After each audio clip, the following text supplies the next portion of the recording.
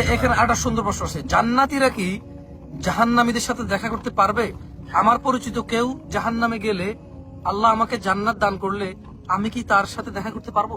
আচ্ছা, এখানে দেখা সাক্ষাৎ বলতে ভিডিও কনফারেন্স হবে। আল্লাহ মানে এটা উদাহরণ দিচ্ছেন? আল্লাহ না, এটা উদাহরণ দিচ্ছেন কারণ এটা কোরআনে আছে তো। কি বলছে শুনি? কোরআনের মধ্যে আছে। আল্লাহ রাব্বুল আলামিন বলছেন যে যখন ওয়ানাদা আসহাবুন নারি আসহাবাল জান্নাতি আন আফিদু আলাইনা মিনাল মাই ওয়া মিম্মা রাযাকাকুমুল্লাহ ক্বালু ইন্নাল্লাহা হাররামাহুমা আলাল কাফিরিন। লা ইলাহা ইল্লাল্লাহ। অর্থ করেন দোস্ত, অর্থ করেন। এখন অর্থ করব।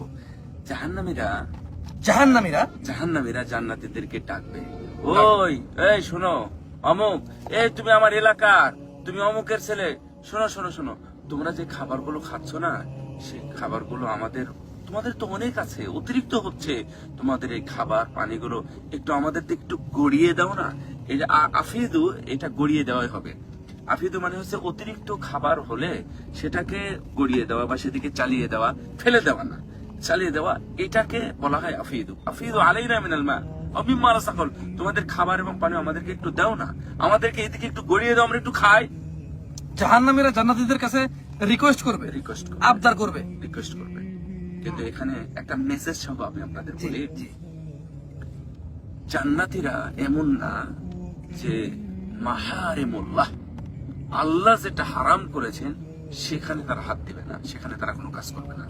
তারা তো এই জন্যই জান্নাতী, কারণ তারা আল্লাহর আদেশ মেনে চলে, আল্লাহর পছন্দ পরোয়া করে। এমন কি তারা জান্নাতেও সে কথাটাই বলবে, আজব কথা। এবং জান্নাতীরা বলবে, হতে পারে ওয়ালিয়াযুবিল্লাহ, হয়তো তার মা, তার বাবা, তার সন্তান, তার আত্মীয়, এমন কারো কাছের মহাব্বতের স্ত্রী, তার স্বামী হতেই পারে, কিন্তু তাদেরকে বলবে ইন্নাল্লাহা হাররামাহুমা আলাল কাফিরিন, না না না, এই খাবার পানি আল্লাহ কাফেরদের জন্য হারাম করেছেন, আমরা দিতে পারি না। ওস্তাদ আরেকটু বুঝাই বলি বিষয়টা, মানে আল্লাহ তাআলা কোরআনে বলছে, মানে ওই যে ভাই বললো যে জান্নাতীরা জাহান্নামীদের সাথে কথা বলতে পারবে কিনা, এখানে আল্লাহ কোরআনেই বলছে যে জাহান্নামীরা জাহান্নাম থেকে জান্নাতীদেরকে ডেকে বলবে, তোমাদের তো খাবার দাবার সবই তোমাদের কাছে যেগুলো আছে, তোমরা তো খাচ্ছ আছে, এই সামান্য কিছু বা একটু আমাদের দিকে একটু এদিকে সার্ভ করো, বা একটু ওই যে গড়িয়ে দাও, যেটা বললো।